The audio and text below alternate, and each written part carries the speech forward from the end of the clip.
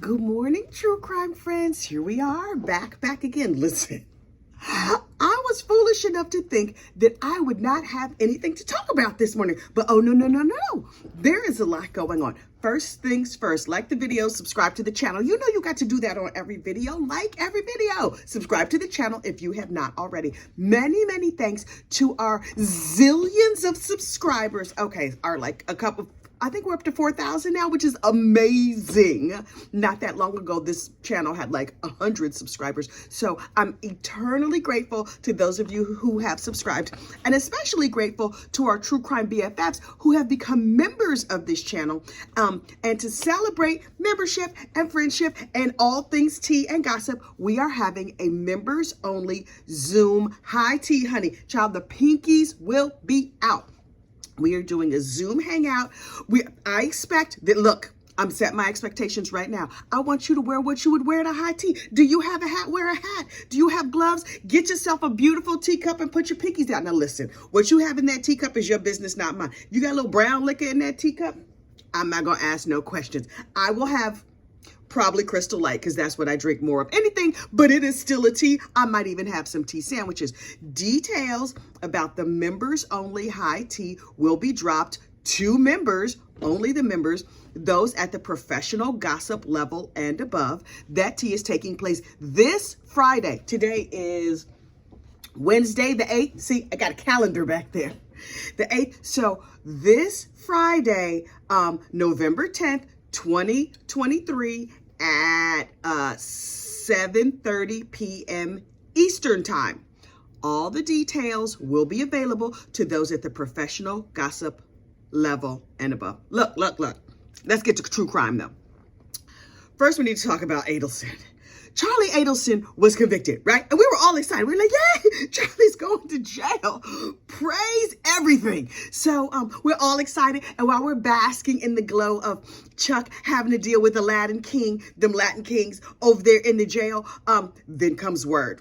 The juror, that troublesome juror who was making all the faces in the wrong places, during the trial, he was clearly very pro-defense. He's like, Your Honor, I have a question. Now, look, this dude, I think, is morally opposed to doing the right thing. This juror, Katie Cool Lady was calling this juror businessman because apparently he's a businessman. I don't know. She gave all the jurors nicknames so we would know who she was talking about. So, businessman. Everybody knew he was an alternate by him because court watchers were like, did you see that dude? Did you see the faces he was making? Here's the thing about this guy. He was looking all out in the gallery. He was looking every place except for where he was supposed to be looking. He was making all these faces, being real dramatic and stuff. And people were like, oh God, did you see that guy's face? And then on deliberation day, he showed up with a fresh haircut, y'all. He was ready to go. He was like, I'm going to give an interview to the media. I'm going to do everything. Oh, this is going to be my 15 minutes. And then because everybody in the gallery was talking about him, they were like, the lawyers in the area were like, oh, don't worry, that chair, from that chair over, those are all alternates. So everybody knew he was going to be an alternate but him, and clearly he was not talking to nobody else because nobody let him know. So when the judge was like, you, businessman with the fresh haircut and all y'all on the other side of him, yeah, thanks so much for your service, bye-bye. He was like, what? Full drama. This is the word I'm getting from the court. Full drama. He contorted his face. He was all messed up. He was like, wait, I'm not going to fly to New York. I'm not going to be on 2020. I'm not going to be on court TV. What? So, he was super mad and he left. And you would think he would take his toys and go home, but no. Then he reached out to Dan Rashbaum and was like, Rashi, I need to talk to you. Here's my phone number, boo. Shoot me a message. Send. He was super upset. Now, if you have a problem, you're supposed to go to the judge. You're supposed to go to the bailiff. And who's to say he didn't go to them first? I don't know. But here's how we know this dude is a dirty dealer. Instead of going through the proper channels, he reached out to the defense. There has been speculation out in these true crime streets. And this is mere speculation. I'm not pointing the fingers at anybody except for maybe I am. Just listen to what I have to say. There has been speculation that this juror may have been a plant, bought off, influenced, whatever, by the Adelsons. There is absolutely no proof of that claim, right? Please know This is gossip, rumor, and innuendo at the highest level. So I am passing it along as gossip, not fact. With that disclaimer, some people think that this dude was so hyped up to hang the jury because the Adelsons had got to him. Who even knows if that's true? He might just be a local troublemaker because some people just really enjoy being a troublemaker. But he was big mad. So he reached out to Rashi and was like, Rashi, everybody has formed a group chat and I don't know what they were talking about because they did not invite me. Sir, it's because clearly you're a pain in the neck in many aspects of your life, not just on jury duty. Even other people on the jury was like, huh? Nah. I don't care if they got together and they talked about football. They talked about the weather. They talked about, eggs being on sale down at the Piggly Wiggly. They didn't want him in it. And now he's mad and he's all up in his fees. He's like, they did not invite me to the group chat. I am uncomfortable. This dude, the same dude who was making all the faces, is the one who raised his hand, stopped the trial, and said to the judge, Judge, people in the audience are making faces and I'm uncomfortable. Sir, seems like you're uncomfortable all the time. Why don't you take your behind back on over to the rest of your regular life and get comfortable over there and leave the rest of us alone? Quit causing trouble. Some people... But there's always that dude. He's that dude. Ooh, I hope y'all are not that dude in your office or in your circle or wherever. These people, we call them Sheila. Sometimes we call them Cam. Like, Sheila.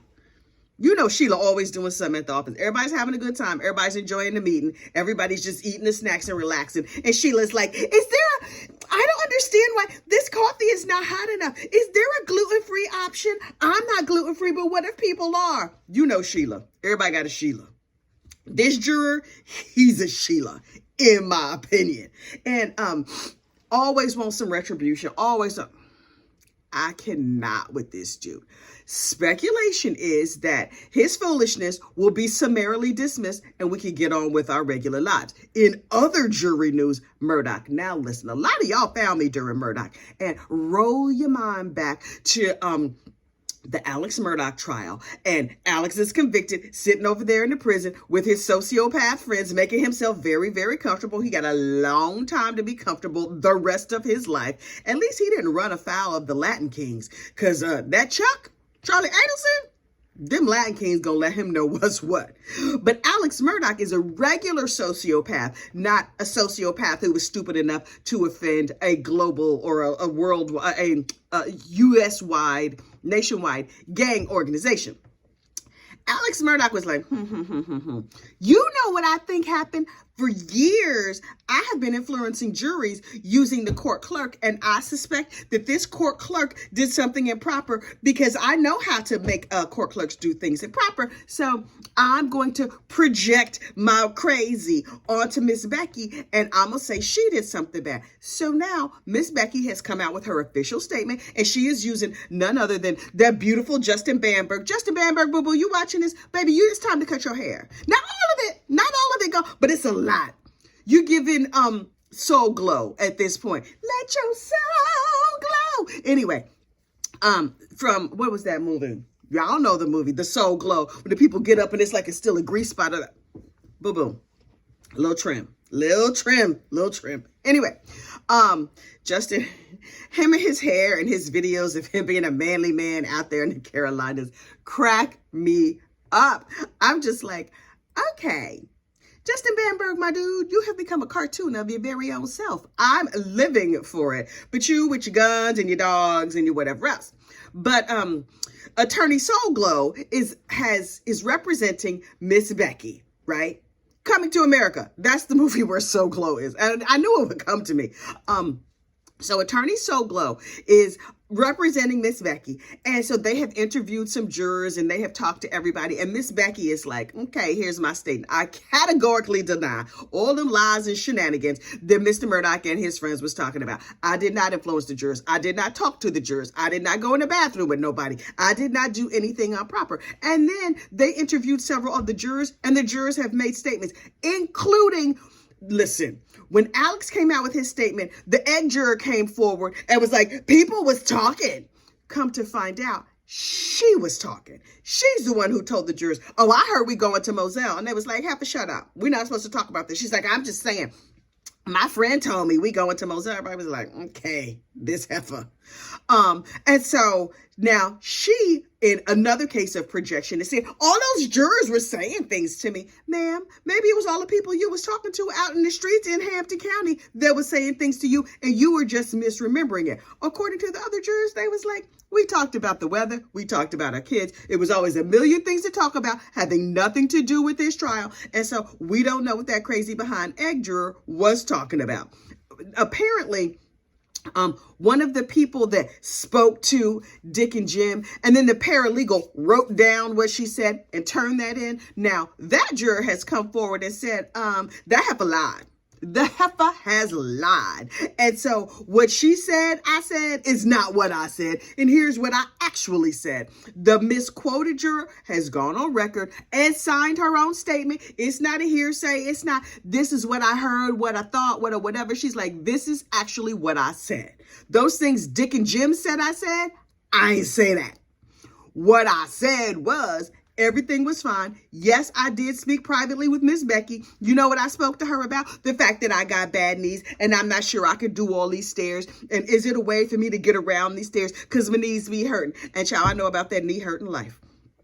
I personally have good knees, but my sister, my big sister, she got knee issues. And so sometimes she's like, oh, child, I need a Tylenol and a conversation with Jesus about these knees. And she need actual Jesus, not Tina Turner. She needs actual Jesus because her knees be hurting her that bad. And so this juror was like, child, me and actual Jesus and Miss Becky need to have a little talk about my knees because I can't be doing these stairs. And Miss Becky was like, don't worry about it, boo-boo. There's an elevator over here you can use. And so that's the conversation they had. So, shock to no one, Dick and Jim, they lied. I know, clutch your pearls. They lied. Who can believe it? Especially since all they ever do is lie. That is like they part-time job, they full-time job. That is just what they do. Okay, fine. Last, certainly not least, this Take Care of Maya case. Now look, I have not followed this case. It was a little too sad for me. Also, it was going to go on for 2 months, and I don't have that kind of free time. So apparently the jury in the case of the Take Care of Maya case is Maya Kawolski sues a hospital because her mama died. Okay, whatever. That's the broad strokes. I have not stayed up on the case. What I do know is that from the little periphery vision that I have seen on that case, it seemed like a lot of people was in the wrong on that case. In my opinion, having almost no facts about it. I feel like the lady who died might have been a skosh. She could have benefited from a little time in the nervous hospital. The hospital behaved badly. The lady was a little unhinged, and that combination has gone wildly off the rails. And please don't get in my comments giving me facts and details about the case because I don't care. Anyway. All of that to say, the jury came back with a note, and the note was a little rough around the edges. The note was like, hey y'all, can we get some more information? Because if you ain't gonna give it to us, then y'all not gonna get no money. So, boom. That's what the note said. I'm summarizing, of course, but the note was not written in the King's English. It was not received pronunciation. It was more like, I know it started off with y'all. And it said, if y'all don't give us this information, you're not going to win enough gas money to drive to trial. Oh, okay, juror. Y'all, well, you the foreperson? You speaking for all of us now. Okay. Hey, Florida has shown up and shown out. I for one, as a local gossip, I appreciate Florida. Florida give me half my content. Florida and Waukesha, Wisconsin, y'all can keep coming through. You never disappoint. Third only to down there in South Carolina. What happened to them nasty people with the buggery and the Cali Lions? Cali Lions girl, you on here? And you know I'm loath to mention the name of William Folks. Him and his 60,000 kids. All of our friends down there from South Carolina. Where y'all been with that case? And wait, I used to call her Discount Mandy Madney. Now she is professional journalist Jen Woods. I knew her name would come to me. We're practically sisters. Professional journalist Jen Woods. I believe when last we spoke, we were waiting for another like trial or whatever on the Rosebud murder case. If you have not already, please, I implore you, visit the Rosebud murder case playlist because It is quite something to behold. Those people are crazy, 100 kinds of crazy. And it's being reported by professional journalist Jen Woods. It's being reported by the amazing Callie Lyons and that little fetus boy who turns out to be very smart. Dylan Nolan, he knows things. I was looking at some of his other reporting and I was like, oh, yeah, I got shoes older than him, but he seems quite bright. Also, he dresses like a newspaper reporter from like the 40s or something. With the little hat and the cute little glasses. I expect him to have like a little piece of paper in the brim of his hat that says press, but that's not how he's getting down. But okay, he's a real young, super smart though. Real smart. Smart enough not to have 8 kids. I ain't saying nothing, but I'm saying. Anyway. All of that to say, so we're waiting for more news from South Carolina about this Murdaugh case and what, if anything, is going to happen. Also, what's going to happen to them nasty people down there in South Carolina that believe in buggery. If you don't know what buggery is, please don't Google it at work because it's going, people be having inappropriate relationships with animals. Not the same way I have inappropriate relationship with cookies. Me and cookies, listen. I need the prayers of the church because I have to lose 17 pounds by Sunday because I'm going on a cruise. And me and Cookies been getting together at times that maybe we should have left one another alone. I can't quit her. Them cookies? Look, somebody sent me some cookies from Buc-ee's. I was helpless. I was helpless in the face of a Buc-ee's cookie. I was leaving the post office with my hand in the bag, like, full Cookie Monster. It was a situation. Them Buc-ee's cookies are good. Y'all don't send me no more Buc-ee's cookies. Those cookies are delicious. I believe my children have devoured the Buc-ee's nuggets, which turns out are not chunks of beaver. Honest to goodness, I thought Buc-ee's nuggets, them nugs or whatever they call them, chunks of beaver. If Buc-ee is a beaver and it's beaver nuggets, I now understand Buc-ee's better. Look, I got sent a Buc-ee's t-shirt and I'm still wearing it. I was wearing it the other day. I slept in it last night. And my dog, you can probably see her walking through the background over here. She's wearing her Buc-ee's t-shirt as well. I put it on her yesterday and then I forgot about it and I came home and she greeted me at the door last night in her t-shirt. She looks so cute. The red against her white fur really makes it pop. I was like, look at you, girl, doing the most in your little Buc-ee shirt. Anyway, look. I need to get on with the rest of my day. I have to do yoga. I have to stretch. I have to finish packing. Me and my fat have to get it all together for the beach. I got to find a way to roll up my belly and stuff it in a swimsuit and go on to the beach. Because me and these cookies and this fat, we just going to go to the beach. All my fat going to be tan. You know what? Middle age is giving me a gift. It's giving me the I don't give a F's. I'm like, oh, look at me, fresh out of F's to give. Me and all my fat, we going to be up on the beach. We going to be at the Lido deck, and we going to be at the buffet. Oh, we going to be at the buffet. We going to be at the dessert bar. And I'm going to wear my eating pants. Yeah, you know you got eating pants. Don't act like you don't have eating pants. We all got eating pants. You wear your eating pants on Thanksgiving. Those are the ones with the elastic waist and a little extra room so you don't have to undo your belt and embarrass yourself.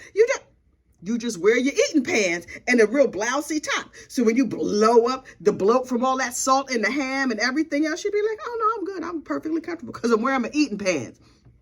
I'm going to get some eating shorts and take my behind right on over to the cantina and the buffet and the everything else. And I'm going to have a good time. Listen, you have a great day and don't commit no murders. Because then I'm going to have to come on here and talk about you. And you know I'm going to talk about you. I'm going to know all your business. I'm going to talk about your mom and them. I'm going to talk about the way you raise your kids, how you style your hair. I'm going to talk about everything about you. But that don't mean I like you any less. Although if you are a convicted murderer, you can't be my friend. Just standards. Okay. Y'all have a great day. And I will talk to you soon. Bye.